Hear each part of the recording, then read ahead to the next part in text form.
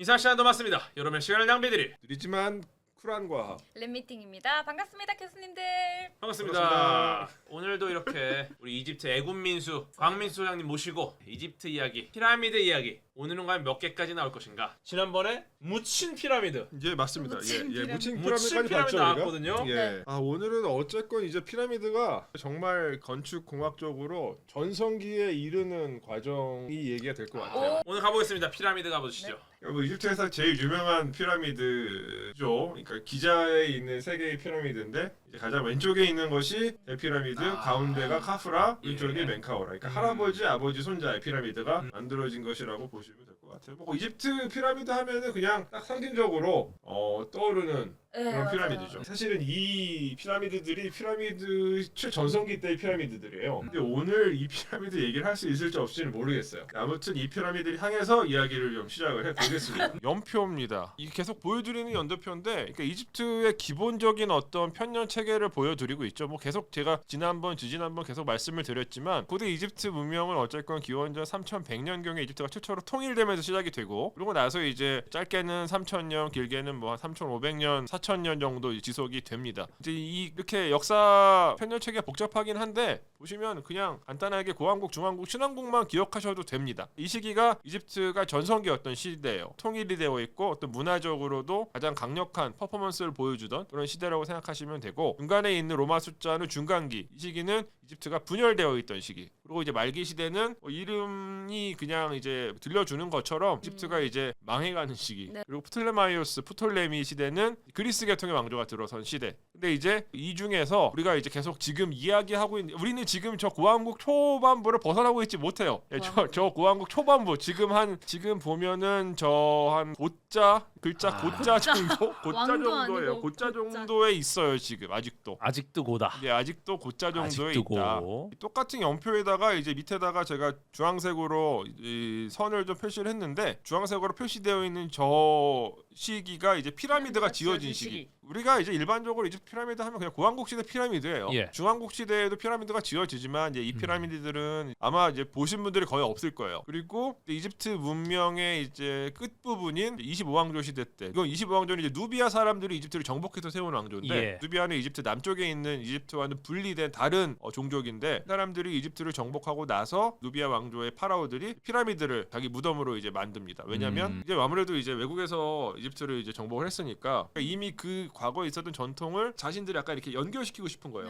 정치적인 정통성을 주장하기 위해서 피라미드를 이제 선택을 했는데, 제가 지금 준비한 이 슬라이드의 거의 끝부분에 가면 누비아 피라미드 사진이 좀 있어요. 네, 아마 그 사진을 보시려면 뭐 여름 정도 예. 볼 수 있지 않을까 여름. 싶은데. 제가 볼 한여름.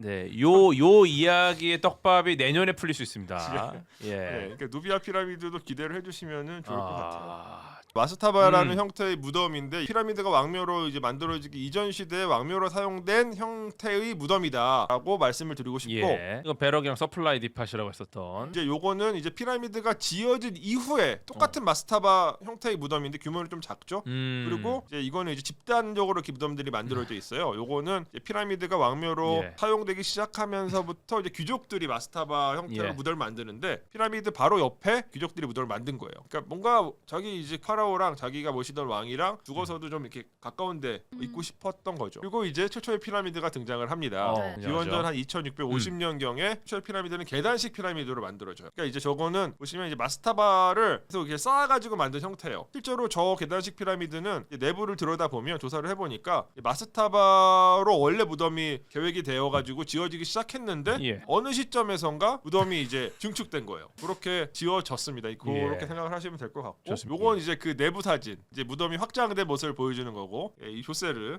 요거는 기억하시죠? 또 아주 핵심이었죠. 네. 그게 아까 계단식 피라미드의 주인이죠. 조세르라는 조세르. 파라오의 상입니다. 예, 조세르. 예, 이런 형태의 파라오들 상 가운데서는 예. 현재까지 발견된 것 중에서 제일 뭐 이른 식의 석상이라고도 보실 수가 있어요. 굉장히 오래된 거예요. 2650년경에 만들어진 석상이니까 지금으로부터 4600년 정도 전. 그러니까 뭐 엄청나게 오래된 석상이죠. 요거 이제 고왕국 사망조 시대 때의 왕이 계승도인데 뭐 세켐케트 피라미드 얘기하려고 제가 이제 보여드렸던 거예요. 세켐케트 피라미드는 아까 이제 궤도님이 말씀하신 묻힌 피라미드죠. 묻힌 피라미드. 그냥 이 묻힌 피라미드라는 이름은 그냥 이제 현대 학자들이 붙인 이름이에요. 왜냐하면 이게 상부 구조는 거의 안 남아 있고 그쵸. 하부 구조만 남아 있으니까 땅에 묻혀 있다. 실제로 묻혔죠 그냥. 묻혔죠. 실제로 묻혔기 때문에 묻힌 피라미드로 하는 예, 겁니다. 예. 영어로는 buried 피라미드예요. 그렇죠. buried. 이게 완전 예. 묻혔기 때문에 묻히지 않았으면 묻힌 피라미드 하지 않겠죠. 근데 이 피라미드 내부에서 원래 예. 봉인되어 있었던 파라오의 석관이 발견이 되었는데 그래서 고왕국 시대 파라오의 미라가 이제 발견될 것이라는 기대가 있었는데 실제 열어보니까 비어 있었다. 원래 이 피라미드의 그 발굴자였던 자카리아 고네임이라고 하는 고고학자가 그런 어떤 상황 때문에 좀 모함을 받게 되고 결국에는 이제 나중에 스스로 목숨을 끊는 그런 비극적인 일이 발생합니다. 굉장히 안타까운 일이었죠. 이 사진이 아마 저희가 지난 시간에 본 마지막 그렇죠. 사진일 거예요. 여기서 이제 슬픔의 예. 눈물을 흘리면서 마무리를 했죠. 예. 그래서 이 다음 사진부터는 이제 새롭게 보여드릴 사진인데 굉장히 멋있는 피라미드예요. 근데 사실 이거는 구조물 자체가 원래 이렇게 지어진 것은 아니고 무너진 피라미드예요. 그래서 별명이 이제 뭐 무너진 피라미드라고도 하고 뭐 붕괴 피라미드라고 하는 붕괴. 그런 피라미드. 그러니까 피라미드를 이렇게 세울 거 아니에요. 그러면 예. 이제 안쪽 부분만 지금 딱 서 있고 바깥쪽 부분이 다 무너진 상태예요. 원래는 아까 이제 제가 보여드렸던 그 첫 번째 피라미드인 계단식으로 원래 처음에 설계가 되었던 것 같아요. 근데 어느 시점에선가 계단식에서 우리가 오늘날 알고 있는 예. 일반적인 그 사각뿔 모양의 피라미드로 구조 변경이 이루어졌습니다. 그 이유는 이걸 어떻게 알 수 있냐면 이게 이제 피라미드의 돌 쌓기 방식이에요. 저기서 지금 1번 돌 쌓기는 계단식 피라미드를 돌을 쌓는 방식이에요. 그리고 이제 2번이 이제 피라미드가 최전성기 때 돌을 쌓는 방식이죠. 굉장히 이제 질 좋은 커다란 돌을 이렇게 하나하나 쌓아가지고 돌을 쌓는 방식이고 3번은 나중에 이제 보여드리겠지만 이제 고왕국 후기 5왕조 6왕조 시대 때의 피라미드들의 돌쌓기예요. 그러니까 이제 안쪽은 좀 작은 돌로 쌓고 바깥쪽만 좀 괜찮은 돌로 쌓았습니다. 그러다 보니까 이제 그 2번 시대 때보다는 훨씬 더 피라미드 내구성이 떨어지게 되죠. 그러니까 이제 그 당시 이제 고왕국 5왕조 6왕조 시대 때의 피라미드들은 4왕조 시대의 피라미드들보다는 훨씬 더 최근 거지만 그 상태가 좋지 않아요. 그리고 이제 4번은 더 후대인 이제 중왕국 시대의 피라미드의 돌쌓기 방식인데 이거는 저 안에가 더 조그만하잖아요. 벽돌이. 저거는 진짜로 진흙 벽돌이에요. 돌은 바깥쪽에만 외장을 할 때만 돌을 사용하고 내부를 쌓을 때는 진흙 벽돌로. 자재가 부족해져서 그런 건가요? 그게 자재가 부족하다고 하긴 그렇고 여러 가지 변화가 있었죠. 사실 그러니까 뭐 이런 가치관의 변화도 분명히 있었고 또 파라오가 갖고 있었던 권위라든가 신성성이라든가 이런 것들이 좀 고왕국 시대와 중왕국 시대는 차이가 있다 보니까 그리고 이제 또 2번 시대 때는 피라미드만 져요. 피라미드에 몰빵을 해요. 모든 국가적인 자원과 그 어떤 역량을 피라미드 다 몰빵을 해요. 올인한다. 올인합니다. 그러니까 피라미드 퀄리티가 좋아지죠. 다른 거는 다 버리고 일단 피라미드만 네, 피라미드에 집중을 합니다. 그렇죠. 근데 이제 3번, 4번으로 올수록 다른 것들도 많이 져요. 다른 것들에도 공을 많이 들어요. 다른 건물들도 짓고 다른 신전도 짓고 다른 이제 피라미드의 여러 부속 시설들에도 공을 예. 많이 들이고 그런 변화가 일어나죠. 그러니까 이게 사실 피라미드 얘기를 하려면 변화에 대해서 말씀을 많이 드려야 돼요. 우리가 피라미드를 가지고 뭐 피라미드를 이제 외계인이 만들었다 뭐 이런 식으로 말씀하시는 분들이 많잖아요. 뭐 저거를 어떻게 저 고대인들이 지었을까 뭐 이런 식으로 말씀하시는 분들이 있는데 그거는 이제 대피라미드 같은 정말 위대한 건축공학적 어떤 승리라고 할 수 있는 그런 어떤 흔적을 딱 놓고 봤을 때 그런 생각이 들죠. 딱 보면 직관적으로 이거 어떻게 만들었지 이런 생각이 드는데 대피라미드 같은 위대한 건축공학적인 그 작품도 역사 과정 속에 이렇게 얹혀 놓으면 과정을 살펴보면 이게 사람들이 어떤 시행착오를 겪고 어떤 가치관과 어떤 이데올로기적인 배경을 갖고서 이렇게 만들었을 것이다라고 생각할 수가 있게 돼요. 추정할 수가 있게 돼요. 변천 과정을 살펴보는 게 매우 중요합니다. 그래서 아무튼 저 피라미드는 주인이 아주 분명하진 않아요. 근데 분명해요. 여기 보시면 이제 그 사망조의 마지막 파라오의 이름이 훈이에요. 훈이. 다음 시간까지 기억 좀 해주세요. 그리고 사왕조의 첫 번째 파라오의 이름이 스네페루예요. 스네페루 좀 어렵죠. 스네페루. 근데 이 스네페루는 왕이 계승도에서 표시해 놓은 것처럼 훈이라는 파라오의 사위예요. 헤테페레스라고 하는 공주와 결혼을 한 사람이니까 파라오의 사위가 되는 거죠. 근데 아마 훈이한테는 이제 아들이 없었던 것 같고 그래서 사위가 왕위를 계승한 걸로 보여요. 근데 이제 아마 꽤 많은 분들이 이제 이집트 역사에서 막 왕조들이 막 나오거든요. 막 뭐 3, 4왕조, 뭐 18왕조, 19왕조 왕조 숫자가 쭉 나오는데 왕조 구분을 어떻게 하냐 여쭤보시는 분들이 꽤 많은데 아주 명확한 규칙은 없어요. 근데 대체로 상태로 뭔가 이제 아버지에서 아들로 쭉쭉 이어져 오던 이 왕가의 계승이 끊기고 조금 이제 바뀌면 그 왕조를 구분해서 부르는 경우들이 많이 있어요. 그러니까 저 3, 4왕조가 그 케이스인데 사실 3왕조와 4왕조 사이에 어떤 정치적인 단절이라든가 문화적인 단절은 전혀 없어요. 권력이 그냥 자연스럽게 이어지는 과정이었는데 그냥 현대 학자들이 편의상 3왕조, 4왕조를 구분을 합니다. 그래서 훈이가 3왕조의 마지막 파라오고 스네페르가 이제 4왕조의 첫 번째 파라오인데 아까 보여드렸던 그 붕괴 피라미드는 메이둠이라는 데 있거든요. 메이둠. 오늘날 현대 이집트의 수도인 카이로에서 약 한 남쪽으로 한 70km 정도, 80km 정도 떨어져 있어요. 그 이제 붕괴 피라미드는 애초에는 훈이가 자기 무덤으로 짓기 시작했던 것으로 보여요. 근데 사람이 죽을 날은 모르잖아요. 무덤을 이제 완성하지 못하고 세상을 떠난 걸로 여겨집니다. 그런 일들이 이집트 역사 속에 되게 비일비재하게 일어나요. 그렇죠. 그래서 거의 모든 무덤들은 다 미완성의 상태로 남겨져 있어요. 그러니까 이제 자기가 왜냐하면 이제 보통 무덤을 지을 때는 이집트인들은 최선을 다해서 지어요. 자기가 동원할 수 있는 모든 역량을 동원해서 왜냐면 정말 중요하거든요. 이집트적인 맥락에서 무덤은 그러니까 자기가 할 수 있는 모든 걸 동원해서 짓는데 이제 말씀드린 것처럼 보통 사람이 언제 죽을지 모르잖아요. 죽는 날 딱 계산하고서 무덤 짓는 게 아니라 그냥 최대한 좋게 지으려고 하다 보니까 욕심이 나나. 예를 들어서 이미 완성을 해야 되는데 조금 마음에 안 들어. 그런 것도 분명히 있기는 해요. 바꾸고 하다가 죽어버리면은 그런 측면도 있어요. 미완성인 거죠. 그렇죠. 가는 거는 뭐 순서 없습니다. 그런 일들이 비일비재하게 일어났기 때문에 이 왕묘는 미완성으로 남겨진 상태가 많은데 근데 이제 꽤 많은 경우는 이제 왕에 이어서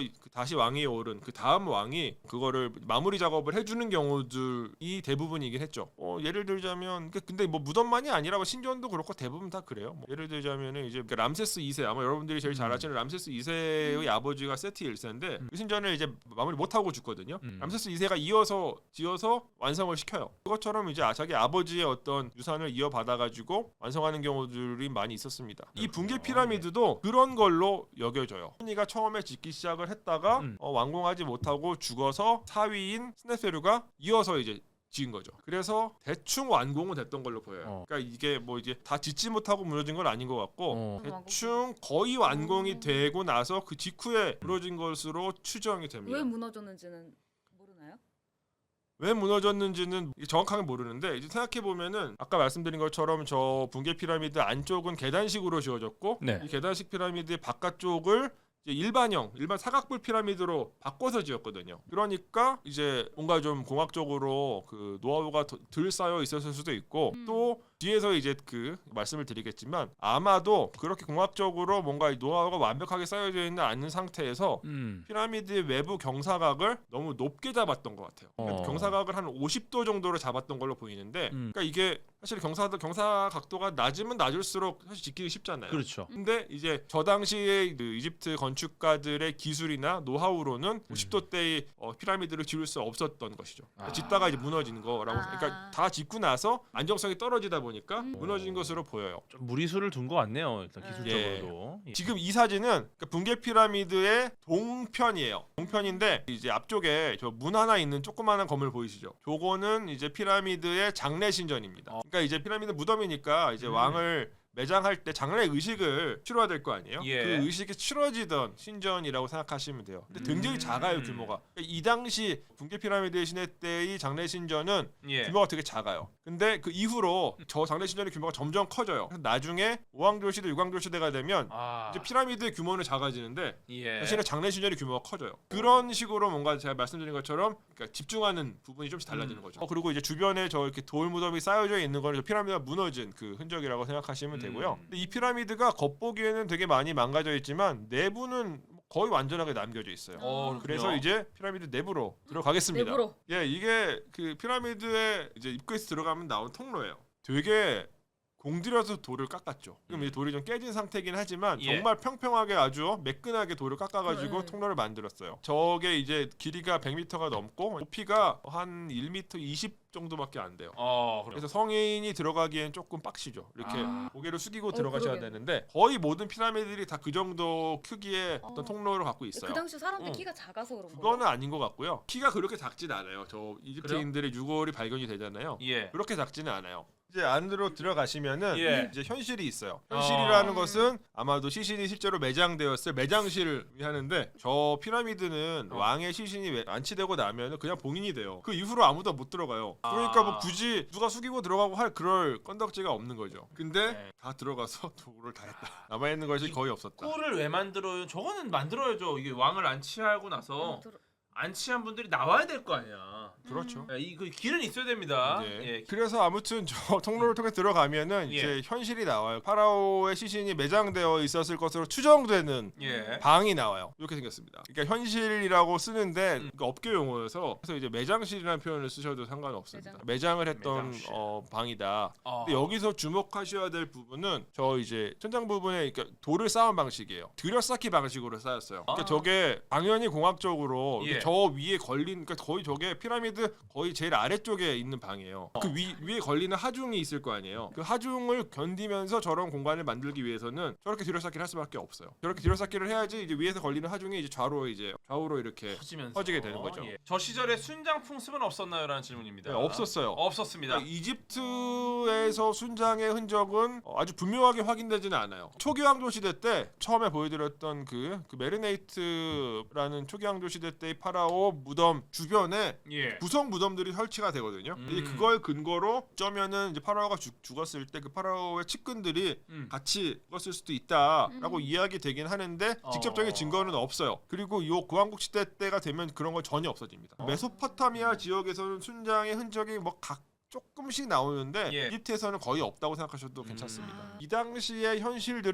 그러니까 피라미드는 그러니까 항상 입구가 북쪽에 있어요. 왜요? 정확한 이유는 알 수 없어요. 아. 그런데 이제 우리가 여기서 말씀을 드려야 되는 얘기가 네. 이거는 어떤 인간이 남겨놓은 거의 모든 물리적 흔적에 대해서 적용될 수 있는 얘기인데 인간은 뭔가를 물건을 남길 때 그 물건에 무엇인가 의미를 담아요. 거의 항상 그래요. 우리도 항상 의미를 담는 방식으로 물건을 사용을 해요. 담죠. 무조건 네. 담죠. 예. 네. 그러니까 습관적으로 기계적으로 사용한다는 거 생각할 수도 있지만 그런 부분도 있겠지만 기저에는 어떤 의미가 또 담겨져 있어요. 근데 이제 그래서 고고학자들은 물건을 가지고 인간의 실천, 인간의 어떤 사유, 인간의 이데올로기 이런 것들을 재구성하는 그런 학문인데 그러다 보니까 이 피라미드를 볼 때에도 피라미드는 이제 하나의 이제 물리적인 흔적이잖아요. 네. 피라미드 뒤편에 있는 그 당시 사람들이 갖고 있었을 뭐 믿음이나 신념이나 이런 것들 이데올로기라고 보통 얘기를 하죠. 쉽게 얘기하면 이집트의 종교라고 보시면 돼요. 저는 개인적으로 이집트 종교라는 표현을 별로 안 좋아해서 안 쓰는데 뭐 아무튼 뭐 이제 일반적으로 이해하시기에는 종교적 변화가 있었다고 생각하시면 돼요. 간단하게 이제 결론부터 말씀을 드리면 피라미드가 주로 지어지던 시대는 태양신이 제일 라. 먼저 떠오르죠. 예. 예. 근데 이게 이 피라미드의 그 시대는 그 태양 신앙, 그러니까 라를 최고 신으로 숭배하는 그 신앙 체계가 점점 완성되어 가던 시기예요. 아, 그러니까 이 시기의 앞쪽 부분에서는 태양 신앙이 완벽하지 않았다는 얘기죠. 아. 그때 이제 주류가 되었던 신앙은 무엇이냐? 별이랑 관련된 신앙이에요. 대체로 이제 뭐 오시리스, 이시스 이런 신들과 관련이 있는 신앙이에요. 그러니까 라보다 조금 더 먼저 주도권을 가졌던 이데올로기라고 생각하셔도 좋아요. 그러니까 피라미드 입구가 북쪽에 있는 것은 예. 쪽에는 북반구에서 볼 수 있는 북극성이 북극성. 움직이게 아, 하는 네. 북극성이 있기 때문에 음. 그것과 뭔가 연결을 지으려고 하는 의지가 담겨져 있지 않았을까라고 생각을 해요. 그러니까 현실의 방향이 입구와 통로의 방향이랑 같아요. 그러니까 뭐냐면은 남북 방향이 이제 방의 이제 긴 쪽을 차지한다는 얘기예요. 통로와 똑같은 입구 통로와 똑같은 방향으로 방이 만들어져요. 이 시기는. 근데 이게 뒤에 가면 조금씩 바뀝니다. 이런 것들을 토대로 이제 우리가 뭔가 이제 이 당시 이제 피라미드를 둘러싼 뭔가 이제 서로 다른 이데올로기, 종교를 갖고 있는 세력들 간에 뭔가 계속 경쟁, 갈등이 있었을 것이다라고 추정을 해볼 수가 있죠. 그래서 붕괴 피라미드 정리를 하자면 처음에 이제 후니가 지었고 후니가 다 완성하지 못하고 사망을 하고 스네페르가 이어서 지었습니다. 근데 다 짓고 나서 무너졌어요.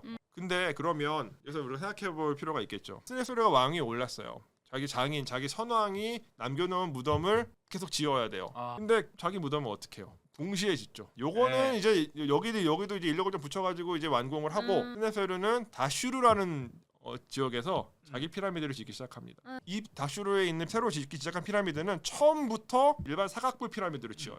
이런 피라미드를 지었습니다. 오. 아마 이거 뭔가 처음 보시는 분들도 많을 거예요. 중간에 뭔가 계획이 바뀐 것 같은 피라미드네요. 예, 너무 쉽게 짐작을 하시는데. 아, 예, 맞아요? 맞아요. 예. 어, 예. 진짜요? 사실 개인적으로 거꾸로 보니까 보이네요. 제가 제일 좋아하는 피라미드예요. 그러니까 대피라미드에 관심이 많지만 사실은 이 피라미드를 제일 좋아해요. 이 피라미드는 이제 그냥 이제 보시면은 꺾여 있잖아요. 굴절 피라미드. 굴절 피라미드. 예, 혹은 뭐 꺾인 피라미드라고 하는데 꺾인보다는 굴절이 좀 더 굴절이 좀 근사하니까 예쁘죠. 예, 그냥 굴절 예. 피라미드. 꺾임. 영어로는 벤트 피라미드라고 해요. 벤트. 굴절 굴절 피라미드입니다. 피라미드. 이게 피라미드가 사실 피라미드 역사에서 굉장히 중요합니다. 아까 이제 인화님이 말씀하신 것처럼 중간에 계획이 변경이 돼요. 변경이 되어서 하부 경사각보다 상부 경사각을 10도 정도 낮춰가지고 짓게 되거든요. 그러니까 도면인데 하부는 54도, 그러니까 50도대고 하부가 50. 상부가 43도대. 그러니까 이유는 모르겠는데 아까 설명드렸던 그 붕괴 피라미드도 애초에는 경사각을 50도대로 짓기 시작한 것 같고 이 굴절 피라미드도 50도대로 경사각을 지었고 이후에 지어지는 피라미드들도 다 경사각 50도대에 맞춰요. 경사각을. 그러니까 뭔가 그 50도대에 대한 약간의 집착이 보여요. 약간 파라오들이. 트렌드인가 보네요.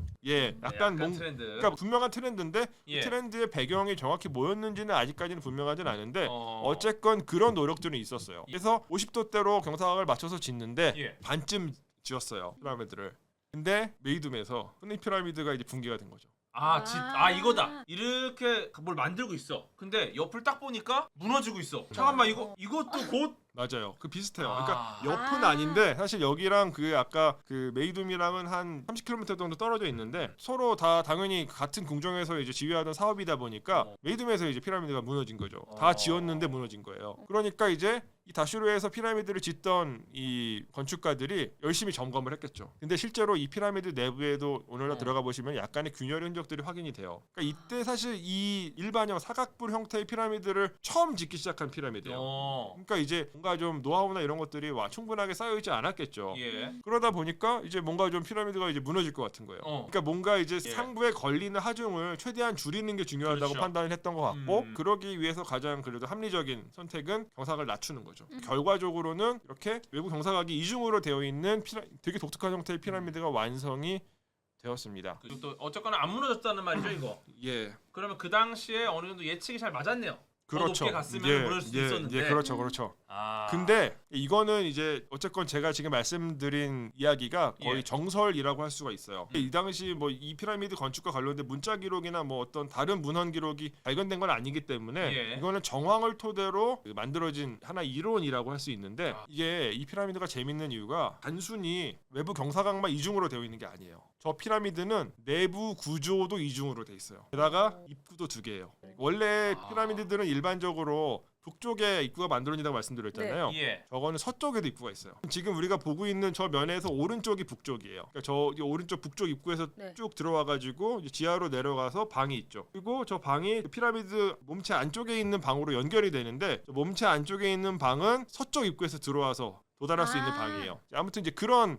구조로 피라미드가 지어집니다. 그렇기 때문에 지금 제가 말씀드린 거는 이제 어떤 공학적인 선택에 의해서 외부 경사각이 이중으로 만들어졌다라는 식의 설명이었는데 그렇다면은 그냥 단순히 공학적인 이유만 있었다면 경사각만 그 두 개로 만들면 되지 왜 내부 구조를 저렇게 했는지에 대해 설명이 불가능해지거든요. 그래서 이게 복잡해요. 사실은 잘 알 수가 없어요. 추정을 좀 해보면 공학적인 이유도 있었고 그것과 동시에 계속 제가 말씀드렸지만 뭔가 그 이데올로기적인 갈등이 있어요. 그러니까 이 당시는 아마 이제 제가 아까도 잠깐 말씀드린 것처럼 이제 별 신앙과 태양 신앙이 경쟁하던 시기예요. 태양 신앙이 부상을 하고 별 신앙을 점차 쇠퇴하던 시기인데, 근데 이제 북쪽 입구는 별 신앙이랑 관계된 시설이에요. 근데 서쪽은 이게 동서축이잖아요. 동서축은 태양 신앙이랑 관련이 깊습니다. 태양이 동쪽에서 서쪽으로 지니까 네. 이쪽에 저 스네페루가 선택한 이쪽에 탕평책일 수도 있다. 그래 싸우지 말고 둘 다 뚫어줄 테니까. 둘 다 내 무덤에다 적용해. 그러니까 너무 싸우지 말고. 이게 근데 이와 같은 탕평책 같은 모습들이 그러니까 뭐 이후 시대에도 종종 나타납니다. 그런 어떤 배경이 있었을 것이다라고 추론을 해볼 수가 있어요. 이 추론이 근데 나름 정황적으로는 들어맞는 게 이제 뒤에 다른 피라미드에서도 비슷한 모습들이 나타나요. 아무튼 이제 이 굴절 피라미드 한번 이제 내부에 가보셔야죠. 혹시 이것도 내부 통로예요. 이거 이제 북쪽에서 들어가는 통로예요. 예. 보면은 이제 저기 이제 내리막 통로가 있죠. 네. 오른쪽에서부터 쭉 내려가는 통로가 있죠. 네. 꽤 경사가 좀 있죠. 센. 예, 저 느낌인데. 통로예요. 저 통로. 저렇게 길어요? 길어요. 그러니까 이제 한 100m 정도 되죠. 야. 이렇게 해가지고 통로를 내려가시면 이런 공간이 나와요. 이번엔 또 위로 올라가야 돼요. 이 굴절 피라미드가 정말 많이 복잡해요. 이렇게 올라가시면 이게 첫 번째 현실이에요. 이게- 높이가 20m가 넘죠. 피라미드 내부에서 가장 예. 아래쪽에 있는 공간이에요. 저좀 맨 밑에. 제가 이제 통로 다음으로 보여드렸던 사진이 저 내리막 통로에서 바로 만나는 지점이고 그 다음에 보여드렸던 되게 높은 공간이 그 바로 위에 붙어 있는 그 공간이에요. 막상 사진을 딱 보니까 굉장히 멋있네요. 그게 이렇게 어. 정말 중요한 포인트인데 이 고고학자들이나 뭐 이런 어떤 공간과 관련된 연구를 하시는 분들이 보통은 이제 공간에 대해서 글이나 도면이나 뭐 이런 걸로 보통 이제 공간을 이해를 하시거든요. 그런 경우가 많죠. 그런데 이게 아무리 뭐 수천 번 뭐 도면을 보고 해도 사실 머릿속에서 우리가 상상해내는 공간감이라는 거는 되게 한계가 있어요. 맞아요. 실제 감각적으로 경험하는 게 굉장히 중요합니다. 많이 그래서 국어학자나 뭐 이런 관련된 연구하시는 분들은 되게 답사가 되게 중요하죠. 그래서 그러니까요. 여기가 이제 이거 멋있다. 첫 번째 현실인데 네. 이제 높이가 한 20m 음. 정도 되고 이거는 이제 그 지하에 있는 현실이고 몸체에 있는 현실로 저 상단베스도 연결이 돼요. 그러니까 아까 말씀드렸던 이 서쪽 입구에서 들어와서 들어갈 수 있는 현실로 연결이 되거든요. 이 피라미드가 좋은 이유 중에 하나는 여기까지 그 여행자들이 많이 안 가셔가지고 여행자들이 많이 가는 그 관광지는 아니에요. 그러니까 이제 가시면 거의 혼자 피라미드를 독차지하실 수도 있어요. 우와 예. 그 정도. 잘 안 가요. 저기 천장부 부분을 보시면 예. 그 아까 메이둠 붕괴 피라미드에서 말씀드렸던 그 드려쌓기 구조가 또 그대로 적용되고 있어요. 저 위에. 오. 네. 천장 부분을 음. 보시면 이렇게 안쪽으로 돌을 이렇게 계속 이렇게 아 그러네요. 음. 들여가지고 약간. 쌓고 있죠. 그게 이제 이 당시에 그 피라미드 짓는 기술 수준에서는 예. 저 방법이 가장 합리적인 선택이었던 거예요. 음. 내부의 공간을 만들기 위해서. 그래서 이제 여기서 올라가면은 이제 그 상부 현실이 나오는데 예. 이것도 사실은 잘 안 보실 수 있는데 이것도 사실은 들여쌓기 한 흔적인데 마지막 단장이 안 돼 있어요. 그러니까 미완성인 상태로 이 방에 남겨져 있어요. 예. 그 동굴벽 같이 보이시는 이유는 저기 보면 검은 점들이 보이시죠? 예. 박쥐예요. 오. 그러니까 돌을 쌓은 건데 돌을 마지막에 깎아서 좀 단장을 해야 되는데 그 예. 작업을 하지 않은 상태예요. 그러니까. 그 얘기는 뭐냐면 이 굴절 피라미드는 왕의 무덤으로 사용되지 않았다는 얘기예요. 아. 이게 그냥 굴절 피라미드 사진인데 예. 그러니까 열심히 지었어요. 수십 년 동안. 뭐 최소 20년을 지었겠죠 아마. 짓고 나니까 모양이 이상한 거예요. 아 짓고 나니까 마음에 안 들어. 실증났어. 네. 야 이게 뭐야 이게. 파라오가 마음에 안 들었어요. 아. 그러면은 이제 그 접어라. 끝이- 그럼 어떻게 아. 했을까요? 무덤이 필요해요. 또죠. 맞아요. 오. 또 지어요. 그래서 이제 새롭게 피라미드를 짓는데 이 피라미드를 보시면 피라미드 몸체 표면이 이제 아래쪽 부분은 조금 평평하고 예. 다른 부분은 조금 이렇게 좀 껍질이 벗겨진 것처럼 보이시잖아요. 네. 그렇죠. 그러니까 원래는 피라미드는 저 평평한 코팅이 된 것처럼 피라미드 표면을 다 저렇게 단장을 했었습니다. 지금 안 벗겨진 껍질처럼 싹 껍질이 쌓여져 있어야 된다. 예, 그렇죠. 예. 껍질이 쌓여져 있었어요. 깔끔하게. 저 껍질은 그냥 피라미드 기본적으로 이제 그 석회암으로 짓는데 예. 예. 저는 이제 저 외장석이라 그래요. 외장석. 외장석. 외장석. 네, 저 외장석은 예. 정말 제일 퀄리티 높은 석회암으로 만들어요. 그러니까. 그러니까 저거를 진짜 딱 붙여서 만들어가지고 정말 멀리서 보면은 그냥 하나의 돌처럼 보이게. 깔끔하게. 그리고 정말 저게 아. 정말 질 좋은 석회암이기 때문에 햇빛을 받으면은 멀리서 보면 빛나요. 오. 반사돼가지고 그런 효과를 노렸을 것으로 추정이 됩니다. 저게 이제 멀리서 보면 저런 모양인데 가까이서 보면 이제 이런 모습이에요. 그러니까 이제 오. 돌을 쌓고 정말로 이렇게 평평하게 정말 이렇게 계산해가지고 하나하나 껴 맞춰가지고 끼웠네. 끼운 겁니다. 사포질도 좀 한 것 같고 예, 느낌이. 예. 굉장히 공을 들여서 만든 거라 아. 생각하시면 되죠. 이게 피라미드는 전부 다 저런 방식으로 만들어져 있었어요. 어. 그래서 저 외부에 있는 석재가 정말 좋은 석재거든요. 근데 이게 이집트가 지진이 100년에 한 번씩 일어나는 지역이에요. 지진도 일어나다 보니까 이제 외장석은 그래도 내구성이 제일 취약한 부분이에요. 예. 그러니까 저게 이제 떨어져 나가죠. 그때부터- 그렇기 때문에 저 석재를 나중에 후대 사람들이 되게 많이 재활용을 했어요. 가져가서 그리고 실제로 막 쪄내기도 하고 그렇구나. 그래서 사용을 했고 다슈르까지 오지는 않았겠지만 이제 나중에 기자에 가서 제일 큰 피라미드 대피라미드나 뭐 카파라 피라미드 같은 거 보시면 역시 이제 외장석이 거의 다 없어진 상태인데 그 외장석이 중세 시대 때 예. 카이로 도시를 건설할 때 많이 쓰였어요. 도시를 건설하면 이제 건물을 지어야 되잖아요. 네. 돌이 필요하고 좋은 돌이 카이로에 가까운 데 있어요. 가져다 쓰면 되죠 그냥. 그래가지고 중세 카이로를 짓는데 많이 사용이 되었죠. 그렇게 해서 아무튼 이제 굴절 피라미드까지 오늘 이야기를 했는데 그렇군요. 이 피라미드는 아까도 도면에서 보여드렸던 것처럼 아래쪽은 경사각이 54도, 위쪽은 43도잖아요. 예. 원래는 50도대로 맞추고 싶었어요. 근데 이 건축가들이 자신이 없는 거죠. 50도대로 짓다가 무너질 것 같은 거예요. 기술적인 한계가 있기 때문에 그렇죠. 이게 확신이 안 드는 거야 하면서도. 예, 예. 그러다가 무너지면 진짜 큰일 난다 다시. 그렇죠.